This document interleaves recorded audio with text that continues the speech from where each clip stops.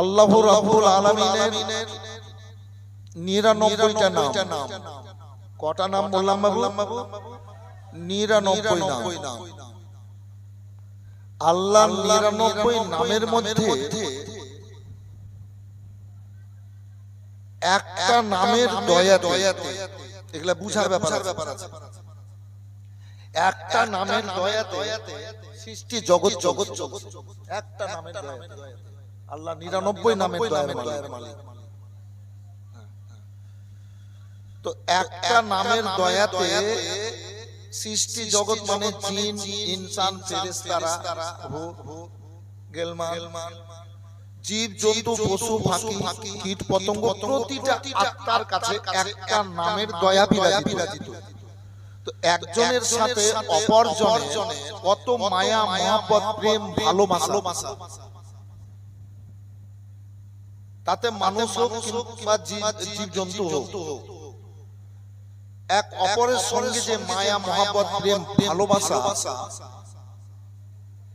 মধ্যে দিয়ে মানুষ চলাফেরা করছে আল্লাহর একটা নামের দয়াতে চলছে।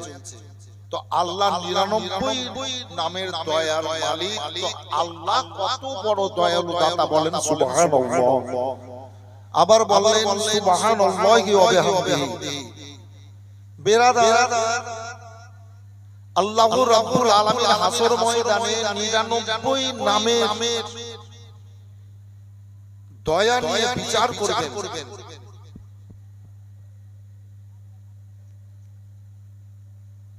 আল্লাহ কত বড় দয়ালু দাতা দেখেন, 99 নামের দয়ার মালিক হয়ে তিনি হাসর ময়দানে বিচার করবেন। এখনো মালিক, তো তখন বিচার করবেন। তো এক প্রকার লোক গুনাহগার, তারা আল্লাহর ইবাদত বান্দেগী পূর্ণভাবে করেনি, তোরা জাহান্নামে যাবে। আল্লাহ রাব্বুল আলামিনের হুকুম হয়ে গেল তোমরা জাহান্নামে যাও। তো জাহান্নামের দিকে লক্ষ লক্ষ বেহিসাব মানুষ চলে যাচ্ছে, আল্লাহর হুকুম হয়ে গেছে যেহেতু।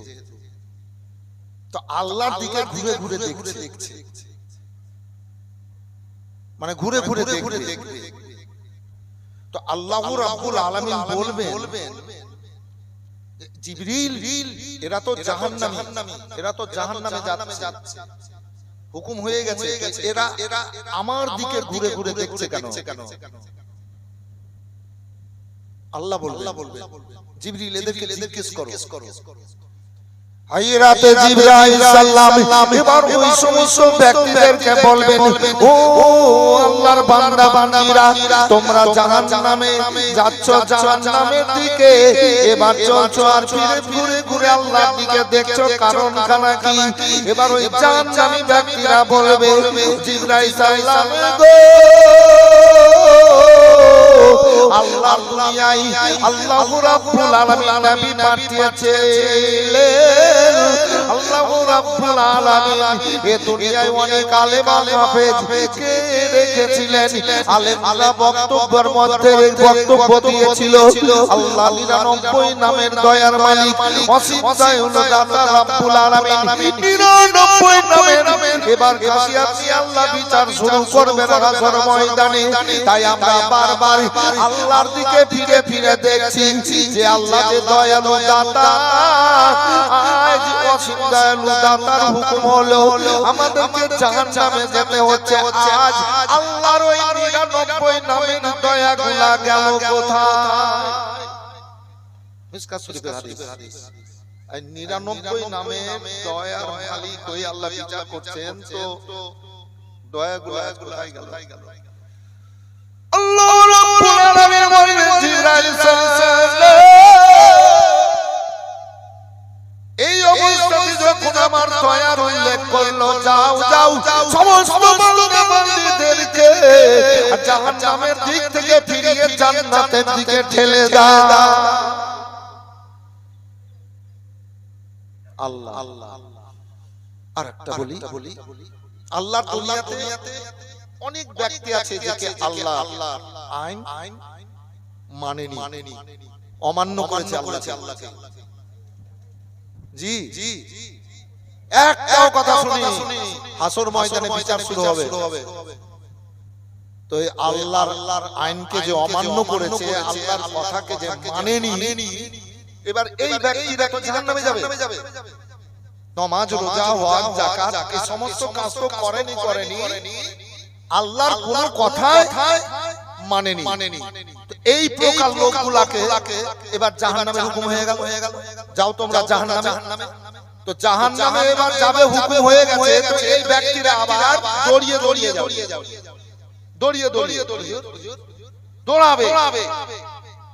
আমার রব্বুল আলামিন বলবেন, এই জিবরাইল, এই সমস্ত ব্যক্তিরা জাহান্নামী, দুনিয়াতে আমার কথা মানেনি, আমার আইনকে অমান্য করেছে, একটাও আমার কথা মানেনি, আর এরা জাহান্নামের দিকে যাচ্ছে। তো আমার দিকে না, এরা জাহান্নামে যাচ্ছে, তো দৌড়িয়ে যাচ্ছে। জিবরাইল সালাম ওদেরকে থামতে বলে ব্যাপারটা কি? তোমরা তো জাহান্নামে দেখে তো ভয় করবা, তোমরা যেতে চাইবে না, তোমরা বসবা, তোমরা কাঁদবা, কিন্তু তোমরা বসছো না, কাঁদছো না, তোমরা ঢিল কেন করছো না? তোমরা দৌড়িয়ে চলে যাচ্ছ জাহান্নামের দিকে। ব্যাপার খারাপ কি? তখন ওই ব্যক্তিরা বলবে, এই জিবরাইল সালাম, আল্লাহু রাব্বুল আলামিন আমাদেরকে দুনিয়ায় পাঠিয়েছেন, আমরা আল্লাহর বান্দেগি স্বীকার করেছি, কালমা পড়েছি, লা ইলাহা ইল্লাল্লাহু মুহাম্মাদুর রাসূলুল্লাহ সাল্লাল্লাহু আলাইহি ওয়াসাল্লাম। আল্লাহ, তবে আল্লাহ দুনিয়াতে আল্লাহর আইনকে অমান্য করেছি, আল্লাহর কথাকে অমান্য করেছি, কথা মানিনি। আজ শেষ বিচার জানতে আল্লাহু রাব্বুল আলামিন হুকুম দিলেন, তোমরা জাহান্নামী, তোমরা জাহান্নামী। তাই আমরা জাহান্নামে যাচ্ছি। আজ শেষ দিনে দেখছি কত তাড়াতাড়ি আল্লাহর কথাকে পালন করো, কত তাড়াতাড়ি আল্লাহর কথাটা পালন করব। এই বিরাদারি যখন বলবে আজ তাড়াতাড়ি করে আল্লাহর কথাটা পালন করব বলে আমরা জাহান্নামের দিকে দৌড়িয়ে যাচ্ছি, আমার রব্বুল আলামিন দয়ালু দাতা বলবেন, ও জিবরাইল, যখন আজকের দিনে এদের মনে আল্লাহ দয়ালু দাতা, আল্লাহর ভয় মনের মধ্যে আছে, যাও এ সমস্ত বান্দা বান্দীকে জান্নাতের দিকে পাঠিয়ে দাও। জোরে বলেন সুবহানাল্লাহ। ও বিরাদার, আল্লাহ রাব্বুল আলামিন পাক কালাম পাকের মধ্যে বলেছেন, ওয়াল্লাহ ওয়ালা তুশরিকু বিহি শাইআও ওয়া বিল ওয়ালিদাইনি ইহসানান। বান্দা বান্দীরা, আরে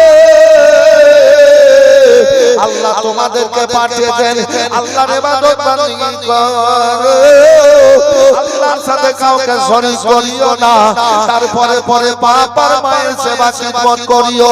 আল্লাহু আকবার, আল্লাহু আকবার। আল্লাহু রাব্বুল আলামিন পাঠিয়েছেন, আল্লাহু রাব্বুল আলামিন আমাদেরকে অনেক নিয়ামত দিয়েছেন। ও বিরাদার, আল্লাহর নিয়ামতের মধ্যে চলাফেরা করছি, তাই আমার আল্লাহ বলেন, বান্দা বান্দী শোনো, তোমাদেরকে আল্লাহ এ দেহের মধ্যে কত বড় বড় নিয়ামত দান করেছেন।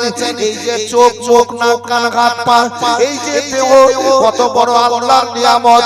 তোমরা অনুভব করার পর আল্লাহ রাব্বুল আলামিন তোমাদের জন্য শান্তি পাওয়ার জন্য আল্লাহ অনেক নিয়ামত দিয়ে রেখেছেন। আল্লাহ সমস্ত নিয়ামতের স্বাদ, যেগুলা খাবার পান করার আছে, সমস্ত স্বাদ বুঝার ক্ষমতা আল্লাহ আশরাফুল মাখলুকাতের জবান মুখের মধ্যে দিয়েছেন। যত রকমের অনেক রকমের রং বেরঙের জিনিস আছে, সমস্তকে অনুভব করে মনের মধ্যে আনন্দ দেওয়ার ক্ষমতা আল্লাহ দান করেছেন। তাই আমার আল্লাহ বলেন, বান্দা বান্দীরা, আল্লাহর কুদরতে আমার বান্দা বান্দীরা আমার ইবাদত বন্দেগী করবে, আর আমার সাথে কাউকে শরীক করবে না। কুল হুয়াল্লাহু আহাদ। আল্লাহ বলেন, নবী তুমি বলো, ও আল্লাহ এক, আল্লাহুস সামাদ, আল্লাহ পাক পবিত্র বেনিয়াজ। আসুন ভাইজান আমার, আল্লাহ রাব্বুল আলামিন বললেন তারপরে পরে বান্দা বান্দীরা আল্লাহ তাবারাক ওয়া তাআলা দয়ালু দাতা বাবার অনুসতে মায়ের গর্ভ হতে দুনিয়ার বুকে পাঠিয়েছেন তোমরা বাবার সেবা করিও খিদমত করিও বাবার কথা অমান্য করিও না তারপরে পরে যেই মা 10 মাস 10 দিন তোমাদেরকে পেটে রেখে এ দুনিয়ায় রেখেছিল ওই মা তোমাকে মুখে বসিয়ে দুধ পান করিয়েছিল মা বিনা স্বার্থে দাসীর মতো তোমার সেবা করেছে মা মহব্বত করেছে ও মাকে কোনোদিন কোনো উঁচু কথা বলিও না কারণ আল্লাহ রাব্বুল আলামিন ওই মায়ের পায়ের তলে জান্নাতে রেখেছে জোরে বললে হবে বুড়ি মা 90-92 বছর বয়স হবে আমার ঠিক আছে তো দুপুরে বলছি 1:45 সময় মা আমি খেলাম যাও খেয়ে নাও মা খেলাম গেল বাড়ি থেকে বেরিয়ে আসলাম তো মায়ের আমি কপালে হাত বুলাই যখন বাড়ি থেকে বেরিয়ে আসি মায়ের মাথায় হাত বুলিয়ে মায়ের পায়ে চুম্বন দিয়ে আসি এই সমস্ত কাজগুলো আমাদের করতে হবে কিন্তু আজ কজন আমরা মায়ের পায়ে চুম্বন দিই জি বাপের পায়ে চুম্বন দিই আমি গবেষণা অনুভব করি এই বর্তমান সময়ে মেয়েরা যে স্বামীর রোজগারে গরমে ভিতরে একটা অহংকার ভাব নিয়ে আসে স্বামী রোজগার অহংকার ভাব নিয়ে আসে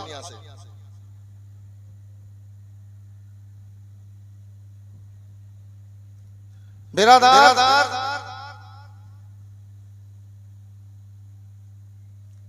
এবার কিন্তু জুদা হওয়া একটা খেয়াল সব সমাজ জন্য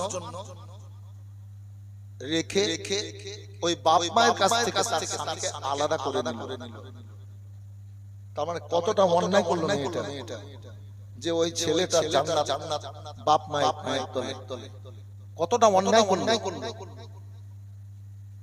বাপ মায়ের পায়ে চুম্বন দিত কপালে হাত বুলাতো তাকে আদর করে দুটো খাবার দিত এই মেয়েরা তো যেই বাড়িতে মেয়েরা মোল্লাহি করবে যাকে বলে মাতব্বরি করবে স্বামীর উপরে যে মেয়েরা স্বামীর কথার উপরে কিংবা স্বামীর সংসারে মাতব্বরি করবে ওই মেয়ের এবং ওই ছেলের জীবন তো বরবাদ হয়ে যাবে সংসারটাই বরবাদ হয়ে যাবে এই ছেলেরা কেউ নিজের স্ত্রীর কথাতে চলবে না বিবির মাতাব্বরিতে সংসার চালাইও না নিজের মাতাব্বরিতে সংসারে বিবিকে ছেলে মেয়েকে পরিচালনা করিও কথা বুঝতে পারলেন অনেক দেখতে পাই আমরা সমাজে লোকে বলে আবে শালা মাগির ভাড়ুয়া হয়ে গেছে কথাটা সত্য না মিথ্যা বলছি ভাই একটু হ্যাঁ না বলেন না মাগির ভাড়ুয়া হয়ে গেছে মাগি যেটা বলছে ওইটা করছি আর এই রকম মেয়েরা বুঝলেন আর ছেলে মেয়েকে নিজের আয়ত্তে এনে এবার ছেলের বাপ মা ভাই বোন পরিবারের সঙ্গে দূর সম্পর্ক করাবে আর ওই মেয়েটা ওর বাপ মা খালা ফুফু ভাই বোনের সঙ্গে সম্পর্কটা কাছে করাবে আমি তো একটা পরিবেশের মানুষ এগুলো অনুভব করি খবরদার স্ত্রীর কথাতে বাপ মাকে কোনোদিন কষ্ট দেবেন না কারণ ছেলেদের জান্নাত মায়ের পায়ের তলে আর মেয়েদের জান্নাত স্বামীর পায়ের তলে কথাটা বলতে হয় সমাজে দিন একের পর দ্বিতীয় দিন যাচ্ছে সমাজ খারাপ হয়ে যাচ্ছে বাপ মায়ের সাথে ভালো সম্পর্ক রাখতে পারছে না মেয়েরা অনেক মেয়েরা, আর যারা সত্যি জান্নাতি মেয়ে যদি কোনো কারণে আলাদাও হয়ে যায়, নিজের ছেলে মেয়ে স্বামীর চাইতেও আগে শ্বশুর শাশুড়ির কথাবার্তা করবে, শ্বশুর শাশুড়ি খেয়াল করবে। কেননা স্বামীর হক আদায় করতে হবে ওই মেয়েটাকে। হকটা কি? ওই বাচ্চাকে মা জন্ম দিয়ে আর বাপ মা জন্ম দিয়ে দিল আর বাপ রোজগার করলো আর রোজগার খেলো ওর মা, আর ওই বাচ্চা রক্ত মাংস খেয়ে আর দুধ রক্ত থেকে দুধ হলো মায়ের বুকে বসে বসে খেলো। বাপ মা না খেয়ে বাচ্চাকে লালন পালন করলো, কাপড় পরালো না খেয়ে, আত্মাটাকে খুশি করলো। এই বাপ মাকে যদি কেউ কষ্ট দেয় তাহলে আল্লাহ খুশি হবে না নারাজ হবে? নারাজ হবে।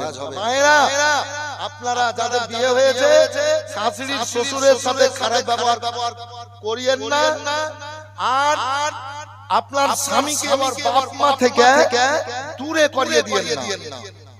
মানে আফসোস যেন বাপ মায়ের কোনো দিনের জন্য ছেলের প্রতিও না আসে, পোষা পতি এবং আপনাদের প্রতিও যেন না আসে, দুঃখ না আসে, কষ্ট না আসে, শান্তি পাবেন না। জান্নাত তো দূরে থাক, আমি উপদেশমূলক কথা বাবা প্রত্যেক স্টেজে স্টেজ করে বলি, এগুলা বলি না দরকার আছে। মানুষ দিনের পর দিন খারাপ হয়ে যাচ্ছে। জ্বর যদি কেটে দেয় গাছের, ওখানে বলেছিলাম সেদিন, শিকড় যদি কেটে দেয় আর আতর গোলাপ পানিতে মিলিয়ে যদি গাছের গোড়াতে ঢালা যায় তো গাছ বাঁচবে? গাছ বাঁচবে না। আর গাছের জড় যদি ঠিক থাকে, শিকড় যদি ঠিক থাকে, যদি পানি নাও দেয়, গাছের যতই পাতা ছাড়েন আবার সুযোগ পেলে গাছ পাতা ছাড়বে নাকি বাবু? কথা সত্য বললাম না মিথ্যা বললাম ভাই? তাহলে ঈমানদার হতে হবে, ঈমানের মধ্যে পূর্ণতা আনতে হবে, সৎ হতে হবে। আর যারা মনটাকে পাক পবিত্র করতে হবে, ও সৎ হলো না, মন পাক পবিত্র করতে পারলো না, শ্বশুর শাশুড়ির সাথে ভালো ব্যবহার করলো না, কেমন পাক পবিত্র করেছে মনটাকে? মাটির মানুষ হয়ে চলবে, পাক পবিত্র হয়ে যাবে। আমি একটা রিসেন্ট কথা বলি, নিজেরই কথা বলি। নিজের মধ্যে জুদা হয়ে একজন, ওর বাপ পরেশগার ভালো ব্যক্তি, একটা গাছের আম ভেঙে, অনেক বাগান আছে, তার মধ্যে একটা গাছের আম ভেঙে আনলো বাড়িতে।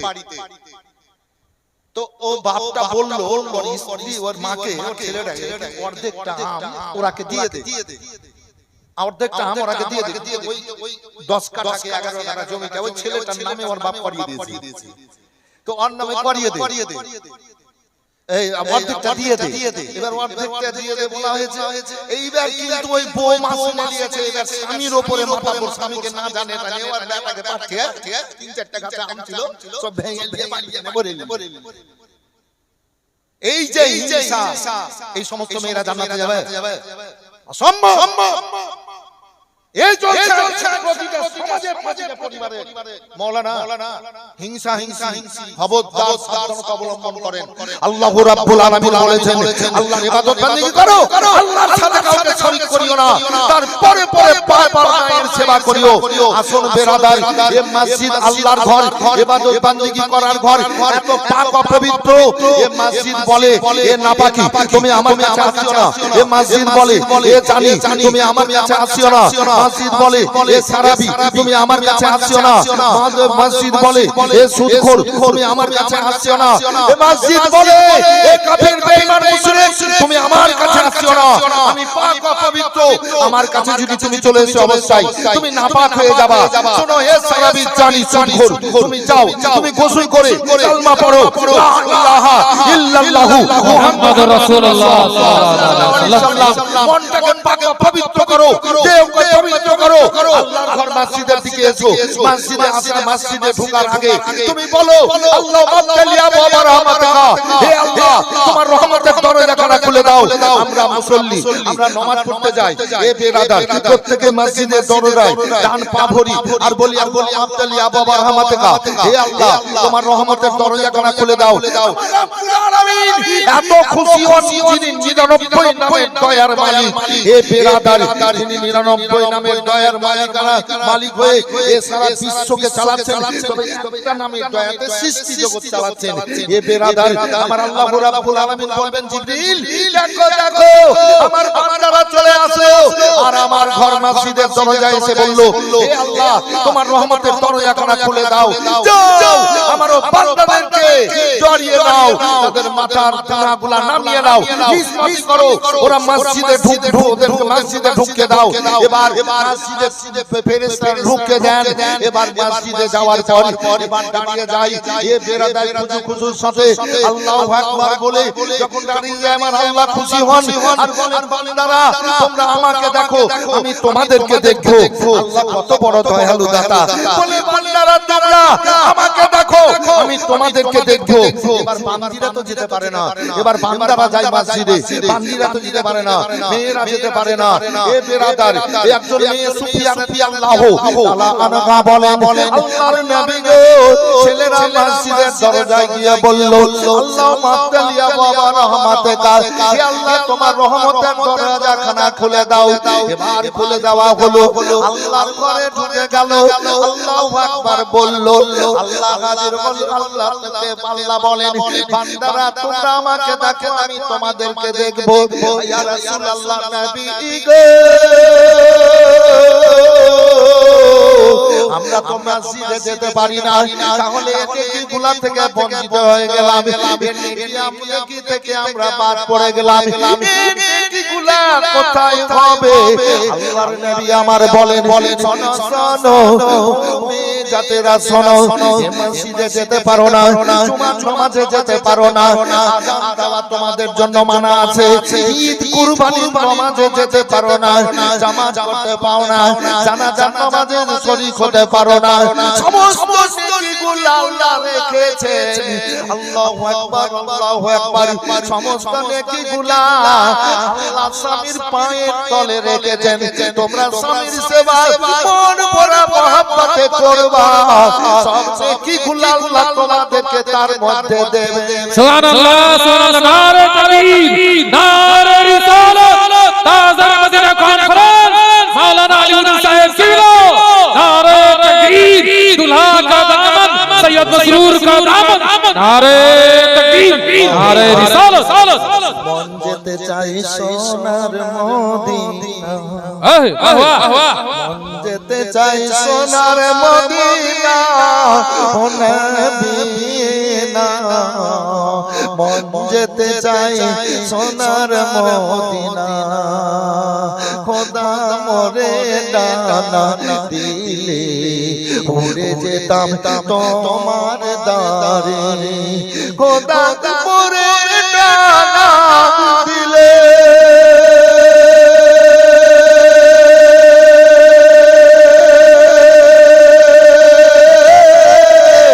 উড়ে যেতাম তোমার দারে, তাই বলে তো মনের বাসনা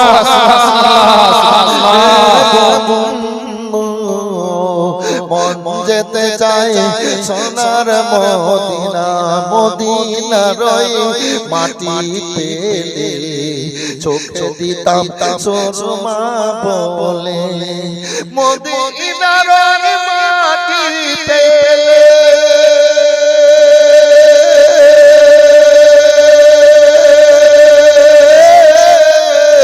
চোখে দিতাম সুরমা বলে, তাই বলে দিতাম মনে সান্তনা।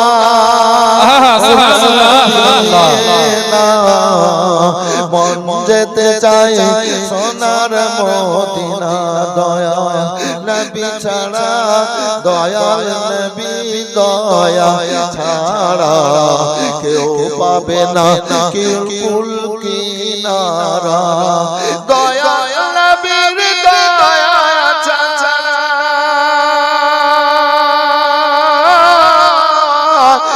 জানাতে তো কেউ যাবে না হাদিসেতে আছে বর্ণনা ও নবী না মন যেতে চায় সোনার মদিনা দয়া নবী যদি না হইতো আদম নবী না আসিতো দয়াল নবী যদি না হইতো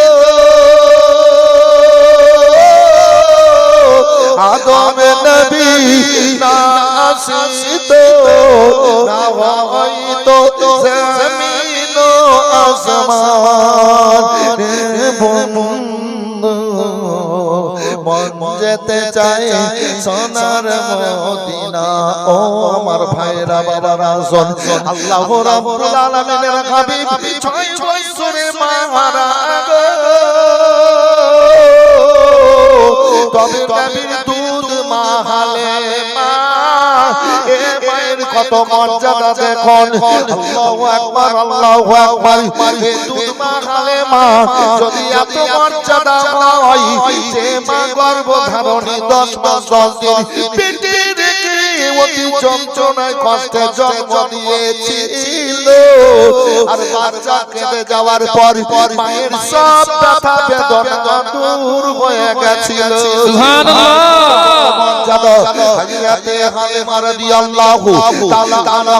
একদিন আল্লাহর নবী সাল্লাল্লাহু আলাইহি সাল্লামের দিদারের জন্য চলে গেলেন বিরাদারি আল্লাহর হাবিব অনেকগুলা সাহাবীকে নিয়ে এবার বসে কিছু আল্লাহর জিকির আজকারের কথা আলোচনা করতেলেন এমত অবস্থায় হযরতে হালিমা রাদিয়াল্লাহু তাআলা আনহা বৃদ্ধা মেয়ে বুড়ি মানুষ এবার চলে গেলেন টুক করে আল্লাহর নবীর নজরে এসে গেল আল্লাহর নবী আমার এবার দাঁড়িয়ে গেলেন দাঁড়িয়ে যাওয়ার পর নিজের পাগড়ি মোবারক হযরত আনাস রাদিয়াল্লাহু তাআলা আনহুকে দিয়ে বললেন ও আনাস শোনো এই আমার পাগড়িটা নিয়ে যাও ওই যে বুড়ি মেয়েটা আসলো আর এসে দাঁড়িয়ে এবার বসে গেল আমার এই পাগড়িটা দিয়ে দাও ওই মেয়েটা এই পাগড়ির উপরে বসে যাবে এবার সাহাবীরা আশ্চর্যিত হয়ে গেলেন ব্যাপার খানা কি ওই বুড়ি মেয়েটা এই পাগড়িতে বসবে এই মেয়েটা এমন কোন মেয়ে আল্লাহু আকবার আল্লাহু আকবার আল্লাহর হাবিব সাল্লাল্লাহু আলাইহি ওয়াসাল্লামকে সাহাবীরা বলেন নবী গো আপনার পাগড়ি মোবারকের উপরে বসার তার এমন ক্ষমতা কার এমন পাওয়ার আপনি দিলেন এই পাগড়িটাতে বসার জন্য এই মেয়েটাকে আমরা বুঝতে পারলাম না আল্লাহর নবী আমার বলেন এই মেয়েটার পরিচয় দিচ্ছি যাও চাদর খানা নিয়ে পাগড়ি খানা নিয়ে যাও এবার আনাস রাদিয়াল্লাহু তাআলা আনহু পাগড়ি মোবারক খানা নিয়ে গেলেন বুড়ি মেয়েটাকে দিলেন বলে মা গো আপনি পাগড়িটাতে বসে যান ও মেয়েটা চোখ দিয়ে ঝাল করে পানি বেরোলো হযরত হালিমা রাদিয়াল্লাহু তাআলা আনহা আর পাগড়িটাতে দুই চোখ মোবারক লাগিয়ে চুম্বন দিলেন চুম্বন লাগানোর পর এবার বলেন ওগো আনাস রাদিয়াল্লাহু তাআলা আনহু চাদর মোবারক খানা আল্লাহর নবীকে দিয়ে দেন আমার আল্লাহর নবীকে দিয়ে দেন আমি খুশি মনে আবার ফিরিয়ে দিলাম এটা খুশি মনে ফিরিয়ে দিলেন আনাস রাদিয়াল্লাহু তাআলা আনহু আর সাহাবীরা বলেন ইয়া রাসূলুল্লাহ মেয়েটার পরিচয় কে বলুন শোনো এই পাগড়ির উপরে বসার ক্ষমতা আমার দুধ মা হালিমা সুবহানাল্লাহ সাহাবীরা শোনো রে যদি দুধ মাতার এত বড় মর্যাদা হয় তাহলে আপন মায়ের কত আল্লাহর কাছে বড় মর্যাদা সমাজে শুধু বউকে নিয়ে আর ছেলেকে নিয়ে আর মায়ের সাথে খারাপ ব্যবহার করছে ছেলেরা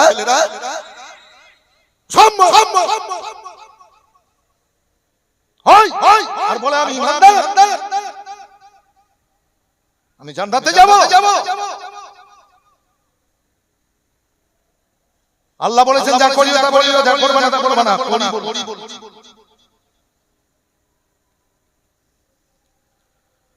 খবরদার বাপ মায়ের সাথে খারাপ ব্যবহার কেউ কোনো সময়ের জন্য করবেন না যতদিন বাঁধবেন মাথার তাজ, চোখের ঠান্ডা।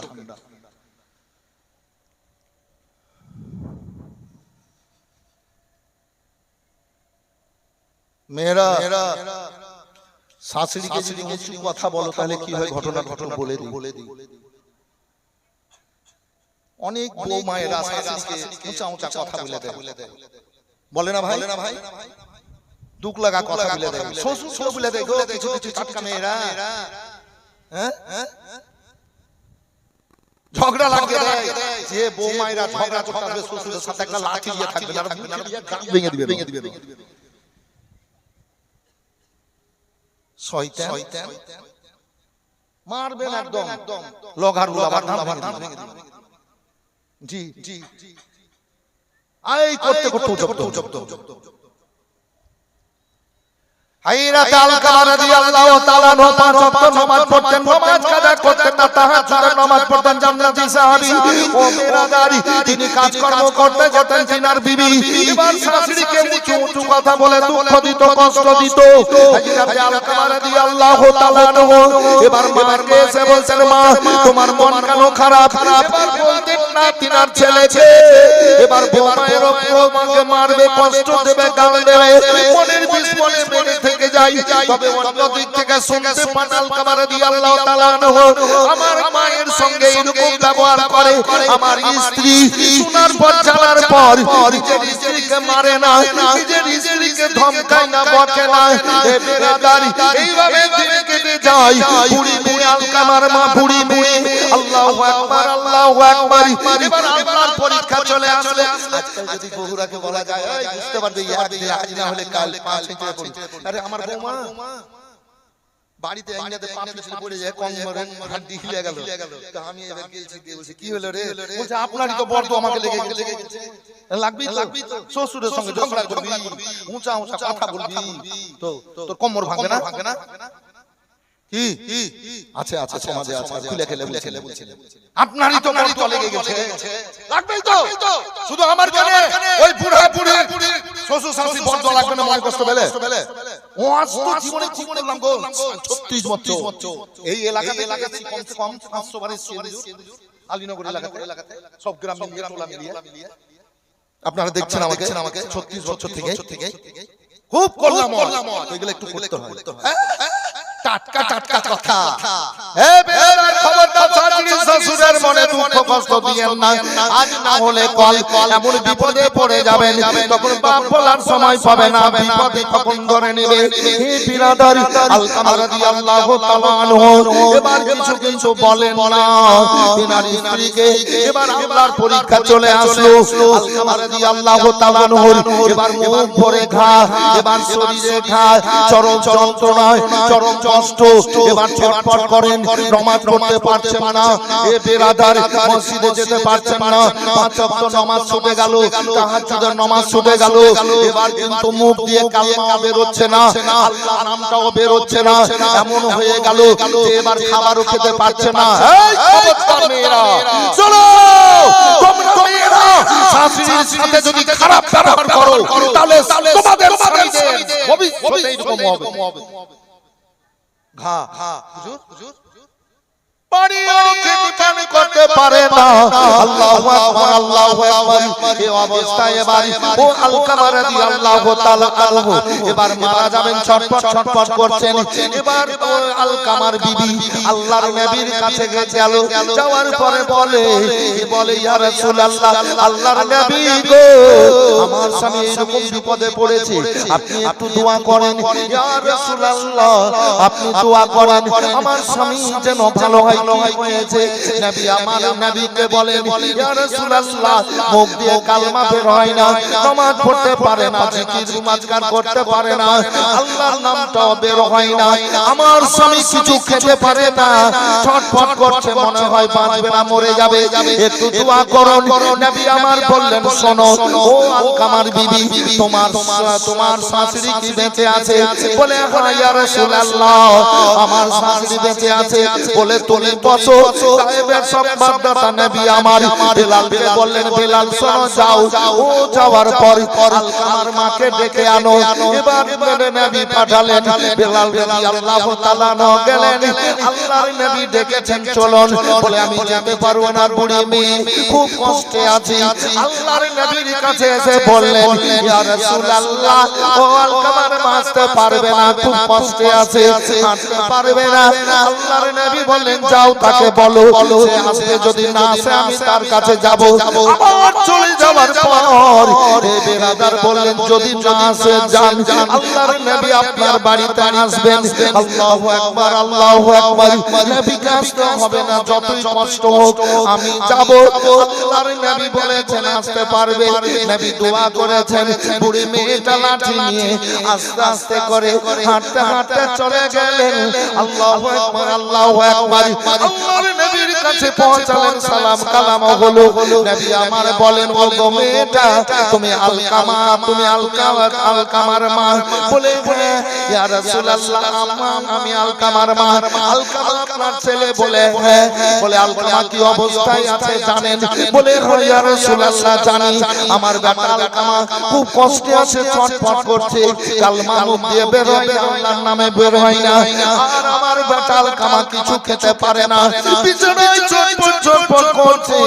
ইয়া রাসূলুল্লাহ, আমি জানি এত কষ্ট হচ্ছে, এত যন্ত্রণা পাচ্ছে, আর কালমা বের হচ্ছে না। তোমার ছেলেকে তুমি কেন ক্ষমা করছো না? তোমার ছেলের জন্য কেন দোয়া করছো না? পুরি মেয়েটার চোখ দিয়ে ঝরঝর করে পানি বেরোতে লাগলো। নবী আমার বলেন, কেন কান্দো? ইয়া রাসূলুল্লাহ, নবী আমার বৌমা আমাকে এত উঁচা উঁচা কথা বলতো, আমাকে গাল দিত, কঠিন যন্ত্রণা দিত। ইয়া রাসূলুল্লাহ, এ বৌমায়ের গালে পরনে আমার কলেজায় ঘা হয়ে গেছে, ফেটে গেছে গো ইয়া রাসূলুল্লাহ। তার কারণে আমার বেটা আলকামা আমার বৌমাকে কিছু বলতো না, মানা করতো না। আমি ক্ষমা করছি না, ক্ষমা করব না। আল্লাহর নবী আমার বলেন, এত কষ্ট পাচ্ছে, ক্ষমা করবে না? বলেন না, আমি ক্ষমা করব না। ক্ষমা করে দেন গো। বলেন, ক্ষমা করে দাও গো, করে দাও। ইয়া রাসূলুল্লাহ, আমি আমার বেটা আলকামাকে ক্ষমা করব না। ক্ষমা করবেন না? বলেন না। বলে, ঠিক আছে ও বেলাল, কয়েকজন সাহাবীকে নিয়ে কিছুটা শুকনো লকড়ি জমা করো, লকড়ি জমা করো। আর কি করা হবে? বলে, শোনো, আলকামাকে নিয়ে আসবা, আর লকড়িগুলাতে আগুন লাগাবা। দাও দাও করে যখন আগুন জ্বলবে, তখন আলকামাকে আগুনে ফেলে পুড়িয়ে মেরে ফেলবা। আল্লাহর নবী গো,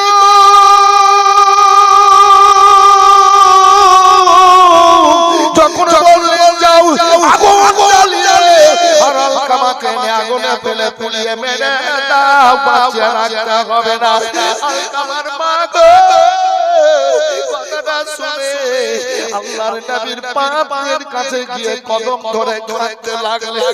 নবী গো, আমার বেটা আলকামাকে ক্ষমা করে দিলাম, আমার বেটা আলকামাকে আগুনে পুড়াইয়া নিন। সুবহানাল্লাহ, সুবহানাল্লাহ। আরে ছেলেরা যদি মায়ের সাথে বাপের সাথে খারাপ ব্যবহার করে, আল্লাহ খুশি হবে না নারাজ? এই এলাকার মানুষ বাপ মাকে মানেন, মায়ের সেবা করেন, আমি জানি। এবং এই এলাকায় আমি বারবার আসি, হুজুর আমাকে ডাকেন। হুজুরের জবানে আল্লাহ এত সুন্দর বরকত দিয়েছেন, সাইকেল হাদিসে আছে, এত ইলম দিয়েছেন, হাদিসগুলো পড়ছিলেন তো আমার জান ভরে যাচ্ছিল। আল্লাহ আরো তাকত দে, হিম্মত দে, জবানে বরকত বলেন আমিন। যোগ্য ইমাম। আমার বলার উদ্দেশ্য এটাই যে সেই দিন আমি ওইখানে জলসায় এসেছিলাম, রোজার পরে না? আপনারা এনেছিলেন না বাবু? গতবার এখানে এনেছিলেন, আর এই যে ঈদের পরে এনেছিলেন ওই জায়গাটায়, এত সুন্দর মজলিস, সত্যি আমার জান ভরে গেছিল মজলিসটা দেখে। এলাকায় অনেক জলসা করলাম, কিন্তু সেই দিনকার মজলিসটা পাবলিকের মন এত উজ্জ্বল হয়ে গেছিল যে মনে হচ্ছে যত বলবে তত সুন্দর। কিন্তু আজকাল মজলিসটা তো এরকম হয়ে গেছে। আজকের মজলিসটা খুব সুন্দর সুন্দর। আল্লাহ আপনাদের ভালো রাখুক, ভালো থাকেন, আল্লাহ যেন কবুল করেন, বলে আল্লাহুম্মা আমিন। জি জি। তো আমার বলার উদ্দেশ্য এটাই বাবু, যে আপনারা কে আল্লাহ ভালোবেসেছেন, দয়া নাযিল করেছেন, একের পরে দ্বিতীয় দিন আপনারা ইসলামের দিকে এগিয়ে যাচ্ছেন, পরিবেশ ভালো করেছেন। কয়েকটা বাড়িতে আমি থাকলাম, প্রত্যেক বাড়ির মেয়েদের ব্যবহার খুব ভালোই পেয়েছি, ছেলেদের ব্যবহার ভালোই পেয়েছি। আমার জামাই তৈমুর সাহেবের বাড়িতে এবার আমার 3 বার থাকা হলো। ছেলে মেয়েদের এবং তৈমুর সাহেবের স্ত্রীর ওর এত সুন্দর ব্যবহার। তো এইরকম আমার মনে হয় যে বাড়িতে ফিরেছি দেখেছি, তো সবারই পরিবারে এরকম আল্লাহ খুশির ফুল ফুটিয়েছে। পিছিয়ে রাখুন, আল্লাহ যেন কবুল করেন, বলেন আল্লাহুম্মা আমিন। আল্লাহুম্মা আমিন। কথা না বললে হয় না, বলছি আলকামা রাদিয়াল্লাহু তাআলা আনহু ঘটনাটা, কথা না বললে হয় না। তো আপনাদের এই স্টেজেও বলেছি যে আল্লাহ যদি নিয়ে যান তো যাবো, তো আল্লাহ নিয়ে গেছিলেন। তো আল্লাহ নিয়ে গেছিলেন, 2 তালা 3 তালা হয়ে গেছে। তাওব করার আর সাই করার আপনার নিয়মগুলা, মানে লোক বেশি হচ্ছে এজন্য। তো নিচে একবার, উপরে একবার হতে নিচে 7 বার করা হবে আপনার তাওব। তো যাই হোক, ওই যে গেট, প্রথম গেট, ওই গেটে লেখা আছে বিসমিল্লাহি আসসালাতু ওয়াসসালামু আলা রাসূলিল্লাহ, বলেন সুবহানাল্লাহ। নবীর উপরে সালাম ও দরুদ পড়ো দিয়ে আগে দিকে এগিয়ে যাও কাবার দিকে, কেননা কাবা আমাদের রাসূলুল্লাহ। আর ওই সময়ে দোয়াটা, ওইটা পড়ার পরে যে দোয়াটা করবে সেই দোয়াটাই আল্লাহ কবুল করবেন। দ্বিতীয় গেট লেখা আছে বিসমিল্লাহি আসসালাতু ওয়াসসালামু আলা রাসূলিল্লাহ, পড়ার পরে কাবার দিকে অগ্রসর হবে। গেট পার হয়ে এবার ব্যাক হয়ে কাবা দেখতে পাবে, দিয়ে এটা পড়ে যে দোয়াটা আল্লাহর কাছে করবে সেই দোয়াটা আল্লাহ কবুল করে নেবেন। কাবা সর্বপ্রথম চোখে দেখে, কাবা তওফে গিয়ে সর্বপ্রথম চোখে দেখে যে দোয়াটা আল্লাহ কাছে করবে হাজিরা, সেই দোয়াটা আল্লাহ কবুল করবেন। সেই দোয়াকে আল্লাহ ফিরাবেন না, মাকামে ইব্রাহিমে কবুল করবেন, হাতিমে কবুল করবেন, তারপর মাতাপে কবুল করবেন। আমি প্রত্যেক জায়গাতে আপনাদের জন্য দোয়া করে নিয়েছি। কি দোয়া করেছি আমি দেখছি, আল্লাহ আমাকে বক্তা করে রেখেছেন, আল্লাহ আমাকে বক্তা করে রেখেছেন। আজ এতদিন আমাকে আল্লাহ বক্তব্য স্টেজে রেখেছেন, তো আমি এই সুযোগটা ছাড়বো না। তো আমি কি করলাম, আমি সব জায়গাতে দোয়াগুলো সব আগেই করলাম। আল্লাহুম্মা জান্নি মুস্তাজাবুদ দুআ, হে আল্লাহ তুমি আমাকে দোয়া কবুলকারীর মধ্যে গণ্য করো। আমি জালসা করব, লোক বলবে দোয়া করেন, কারি বাড়ি যাব দোয়া করেন, রাস্তাঘাটে বলবে মাওলানা দোয়া করিয়েন। জি তা আমি এবার সুযোগ নিয়ে নিলাম। আমি সব জায়গাতে প্রথমে বললাম আল্লাহুম্মা জান্নি মুস্তাজাবুদ দুআ, হে আল্লাহ তুমি আমাকে দোয়া কবুলকারীর মধ্যে গ্রহণ করো। আমার জীবনে যে কোনো জায়গায় যে দোয়া করব আল্লাহ তুমি কবুল করিও, বলেন সুবহানাল্লাহ। তারপরে যা চাওয়ার যা করার আমি করেছি, বলেছি বেরাদার আল্লাহু রাব্বুল আলামিনের দিকে অগ্রসর হতে হবে, মনটাকে পাক ও পবিত্র করে। আল্লাহু আকবার। হুজুর রাত্রিতেও ছাতু খেয়েছি, এতটুকু ভাত খেয়েছি, আলু সানা ডাল ভাত খেয়েছি, দুপুরে সকাল থেকে খাইনি দুপুর পর্যন্ত।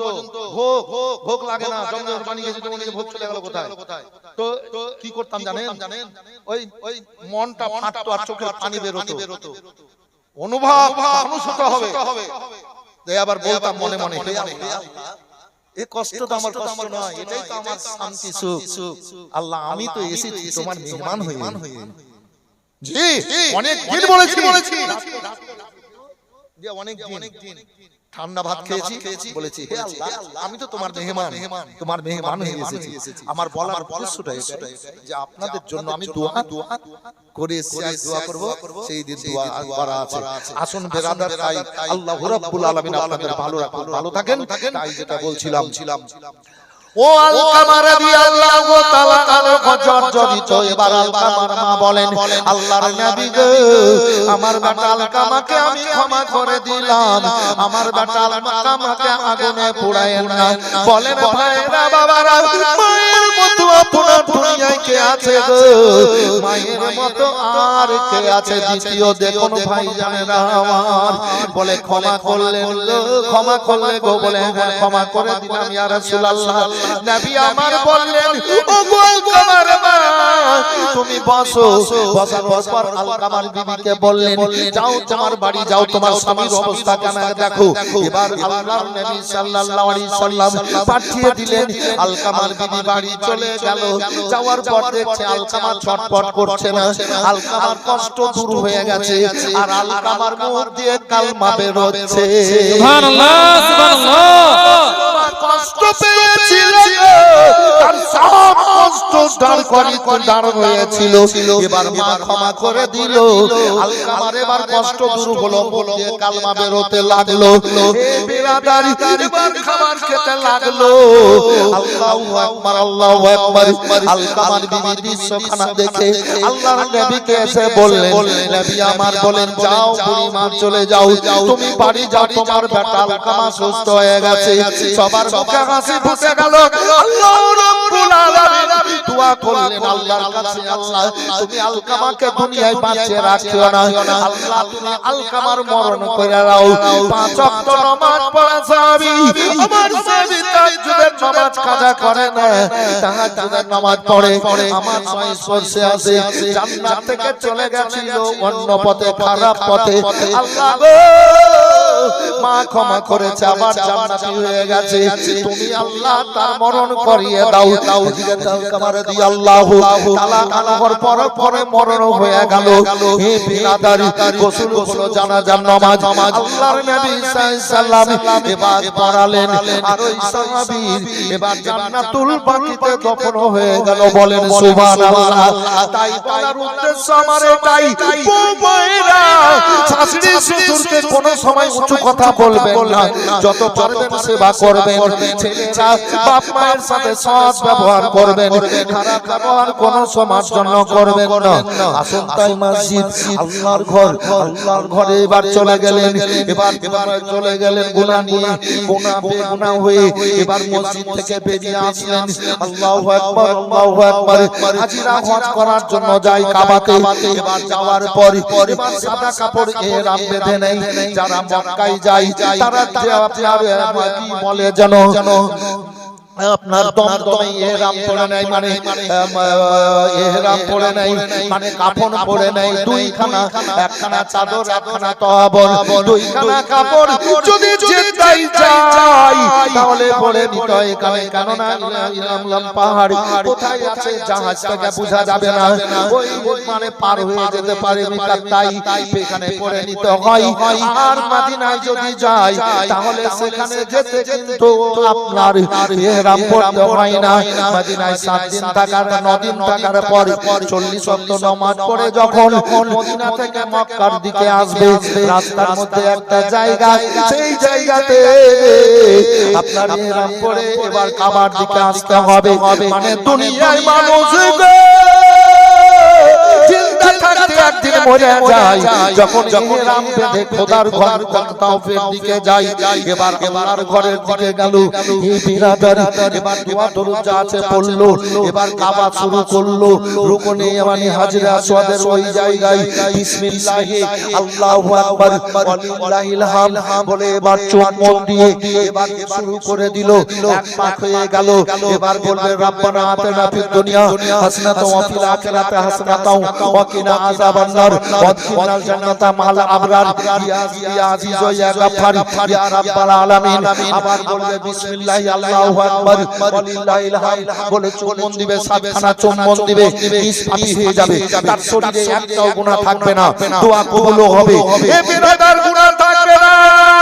এবার কাবা তওয়াফ করে যদি মদিনা না যায়, যদি বাড়ি চলে আসে, ইমাম মক্কা থেকে আবার ফিরে চলে আসে, নবী আমার বললেন সে জালিম হয়ে গেল, নিজের আত্মার উপরে জুলুম করলো, সে জান্নাত পেল না, সে জান্নাতি হলো না।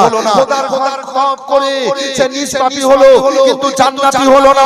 তবে খোদার ঘর তপ করো কিংবা না করো, আগে হোক পেছে হোক, তোমরা যখন আমার মদিনাতে চলে আসবা, আমার মদিনাতে এসে যখন মায়া মোহাম্মদ প্রেম ভালোবাসায় এবার বলবা আসসালামু আলাইকা ইয়া রাসূলুল্লাহ, যখন নবীর প্রতি তুমি সালাম পৌঁছাবা, উম্মতিরা শোনো, মান সারা কবরি ওয়াজিবাত লাহু শাফাতি, নবীর জন্য ওয়াজিব হয়ে গেল ওই উম্মতিদের শাফাত করে আমি জান্নাতে নিয়ে যাব। বলেন সুবহানাল্লাহ। সুবহানাল্লাহ। সারা দুনিয়ায় কিয়ামত পর্যন্ত গরিব আসতে পারবে না, এ কাবা তো আসতে পারবে না, নিষ্পাপী হবে, এ নিষ্পাপী হয়ে যাবে, কিন্তু তো জান্নাতি হলো না। এবার আপনার রওজাতে আসবে, এবার ওয়াজিব হয়ে যাবে জান্নাত, ওয়াজিব হয়ে যাবে জান্নাত আপনার জন্য। ইয়া রাসূলুল্লাহ, গরিবেরা তো আসতে পারবে না।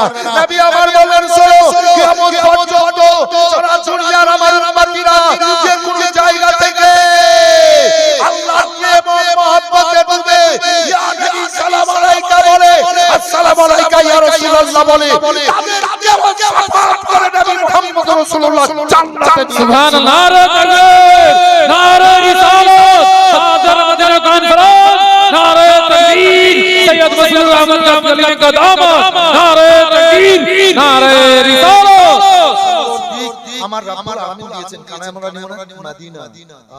আল্লাহ নবী সাল্লাল্লাহু আলাইহি ওয়াসাল্লাম যখন মক্কা ছেড়ে মদিনা চললেন, অনেক ঘটনা আছে, জীবনী তো অনেক বলি, 5 দিন 7 দিন জীবনী করেছে এই এলাকাতে, শুনেছেন, কিন্তু জীবনী নাই, কিছু কেটে কেটে বলবো, একটা উদ্দেশ্য আছে। তো নবী যখন মক্কা থেকে মদিনা গেলেন, প্রথম মসজিদ তৈরি হলো মসজিদে কুবা। হাজিরা জেনে গেছে, এই হাজী সাহেব এখানে আছেন তো? হাজী সাহেব কই? এই তো দাদা বলছি আমি, হাজী সাহেব মসজিদে কুবা। নবী যখন মক্কা ছেড়ে মদিনা গেলেন, সর্বপ্রথম মসজিদে লাঠি তুলে দিয়ে তৈরি করেছিলেন মসজিদে কুবা। এ বেরাদার, দ্বিতীয় মসজিদ হলো মসজিদে জুমা, তৃতীয় মসজিদ হলো মসজিদে নববী, তৃতীয় মসজিদ নবী পাক সাল্লাল্লাহু আলাইহি ওয়াসাল্লাম মদিনা গিয়ে মসজিদ। তো নবী গিয়ে আবু আইয়ুব আনসারী রাদিয়াল্লাহু তাআলা আনহুর বাড়িতে আছে। তো নবী বলেন আবু বকর ওমর শোনো, বলে কি লাব্বাইক ইয়া রাসূলুল্লাহ, বলে ওই জায়গাটা যদি হতো তাহলে আমি একটা মসজিদ তৈরি করতাম, কিন্তু জায়গাটা হলো কি এতিমে, এখানে জায়গার কি অভাব আছে নাকি? জায়গার কি অভাব আছে? না, এখানে জায়গার অভাব আছে, গ্রামে এলাকায় জায়গার অভাব আছে, কিন্তু এই জায়গাটাতে মসজিদ কি বাবু, ঠিক না? তো জায়গার তো অভাব নেই, সব দিকে তো জমিন আল্লাহ। তো নবীর নজর চলে গেল ওই জায়গাটা যদি পেতাম তাহলে একটা মসজিদ তৈরি করতাম। তাও বাক্কার খোঁজ লাও, নবী তো সব জানেন, খোঁজ নিতে গেলেন। তো দেখছেন দুটো ছোট ছোট বাচ্চা ইয়েতিমের জায়গা, খোঁজে পেলে, এই বাচ্চাটা শোনো, বলে কি, বলে এই জায়গাটা কার? বলে আমাদের, আমরা দুই ভাই, আমাদের এই জায়গাটা। আর কোন জায়গায় জায়গা বলে আর কোন জায়গা নেই, আমাদের বাপ মা দুইজনই, কেউ নেই, বাপ মা মারা গেছে, এই জায়গাটাই আছে, এই জায়গাটার উপর দিয়ে বিক্রি করে আমাদের চলে। আমার রাসূলুল্লাহ সাল্লাল্লাহু আলাইহি ওয়াসাল্লাম গিয়ে বললেন আবু বকর সিদ্দিক রাদিয়াল্লাহু তাআলা আনহু, ইয়া রাসূলুল্লাহ, এই জায়গাটা গরিব ইতিমে, ওদের বাপ মা কেউ নেই, আর ওই জায়গাটাই আছে ওদের সম্বল, ওতে থেকে ওরা জীবন যাপন কাটে। তো নবী আমার বললেন, আমি তো মনে করেছিলাম জায়গাটা তাম তো একটা মসজিদ তৈরি করতে। তো এই ছেলেদের এই জায়গার বদলে অন্য কোনো জায়গাতে জায়গা করে দেওয়া হবে তাদের সুখের জন্য। তো ছেলে দুটোকে নিয়ে এসো, ছেলে দুটোকে নিয়ে যাওয়া হলো, নবীর কাছে পৌঁছালো, সালাম কালাম হলো। নবী আমার রহমতের নবী ছেলেদের দিকে তাকালেন, ইয়া রাসূলুল্লাহ কিছু বলছেন, দেখেছেন? হ্যাঁ বলছি। এই জায়গাটা কার? বলে আমাদের, আমরা দুই ভাই, আমাদের। তো নবী পাক সাল্লাল্লাহু আলাইহি ওয়াসাল্লাম মৃদু হাসলেন। তো ছেলে দুটো বলছে, ইয়া রাসূলুল্লাহ ব্যাপারটা কি? তো নবী আমার বললেন, তোমরা যদি খুশি হয়ে জায়গাটা দাও, আর এই জায়গার বদলে আমি অন্য জায়গাতে তোমাদের জায়গা করে দেব, তাহলে আমি একটা আল্লাহর ঘর মসজিদ তৈরি করব। তোমরা জায়গাটা দিলে একটা মসজিদ তৈরি করতাম, আল্লাহর ঘর ইবাদত বান্দিগি করার জন্য। বাচ্চা দুটো ইয়া রাসূলুল্লাহ, আপনি মসজিদ তৈরি করবেন, আল্লাহর ঘর তৈরি করবেন? হ্যাঁ আমি আল্লাহর ঘর তৈরি করব, মসজিদ। ছেলে দুটো আল্লাহর নবী সাল্লাল্লাহু আলাইহি ওয়াসাল্লামের চেহারা দর্শন করে এবার বলেন, আল্লাহর নবী গো, আমাদের বাপ মা দুনিয়াতে কেউ নেই, এই জায়গাটাই আমাদের সম্বল। যখন আল্লাহর ঘর মসজিদ তৈরি করবেন, আমরা ভিক্ষা চেয়ে খাবো, কষ্ট করে খাবো, মজুর খেটে খাবো, তবুও ভালো নবী এই জায়গাটা আমি আল্লাহর ঘর, আমরা আল্লাহর ঘর মসজিদ তৈরি করার জন্য দিয়ে দিলাম। আমাদের বাপ মায়ের জন্য আপনি একটু ভালো কামনা করে দোয়া করে দেন। ইয়া রাসূলুল্লাহ, আমরা দুইজন ছোট ছোট ভাই, বাপ মা নাই কবরে, মসজিদ তৈরি করার জন্য জায়গাটা দিয়ে দিলাম। তো আব্বা মায়ের জন্য একটু দোয়া করে দেন আল্লাহ। নবী আমার দুই ছেলের হাত ধরে বুকে লাগালেন, চোখের পানি মুছে, ছেলেরা কেঁদো না, কেঁদো না, সুখ শান্তি দেওয়ার মালিক হলেন রব্বুল আলামিন। মসজিদ জায়গা দিলা বলে আবু বকর সিদ্দিক রাদিয়াল্লাহু তাআলা আনহু বললেন, ইয়া রাসূলুল্লাহ, এই জায়গার বদলে আমি অন্য জায়গায় জায়গার ব্যবস্থা করে দেব। নবী বলেন, ঠিক আছে, তাই করে দিও। ছেলে দুটোকে বললেন নবী, ওই জায়গার ব্যবস্থা ওদের জায়গা নিয়ে নিও, জায়গা দিয়ে দিলেন। মসজিদের নববী তৈরি হয়ে গেল। দুনিয়ার মানুষ কিয়ামত পর্যন্ত 1 লাখ 2 লাখ নয়, 10 20 50 লাখ প্রতি সময় প্রতি বছর কোটি কোটি মানুষ বেশিরভাগ মানুষ যায় নবীর রওজা জিয়ারতে। আর ওই মসজিদের নববীতে ওই দুই ছেলে ওই জায়গাতে নামাজ পড়ে, আল্লাহর কাছে ফরিয়াদ করে, নবীর দর্শন করে। আর ওই দুই ছেলের জায়গাতে আমার রাসূলুল্লাহ শুয়ে আছেন, বলেন সুবহানাল্লাহ, সুবহানাল্লাহ। আসুন ভাইরা আমার, আল্লাহর নবী সাল্লাল্লাহু আলাইহি ওয়াসাল্লাম এবারে একদিন হুজরা মোবারক থেকে, ওখানে ছিল বাড়ি মায়েশা রাদিয়াল্লাহু তাআলা আনহার।